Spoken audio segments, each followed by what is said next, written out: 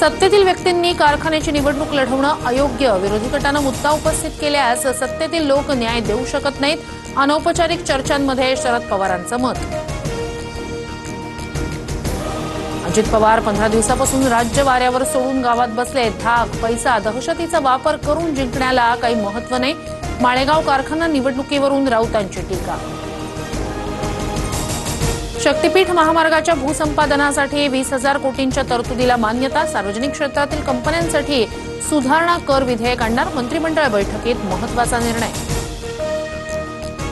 शक्तीपीठ महामार्गास 2 मंत्र्यांचा विरोध. मंत्रिमंडळ बैठकीत पडसाद. शेतकऱ्यांची भूमिका मांडली. समन्वयानं मार्ग काढण्याचं आश्वासन मुख्यमंत्र्यांनी दिलंय.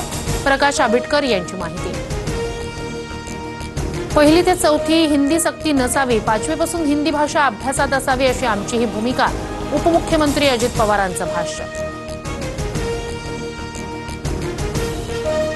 हिंदी भाषेला कमी समजणं अयोग्य, मात्र हिंदी भाषा 1ली ते 4थी पर्यंत सक्तीची करणं योग्य नाही. अनौपचारिक गप्पांमध्ये शरद पवारांचं वक्तव्य.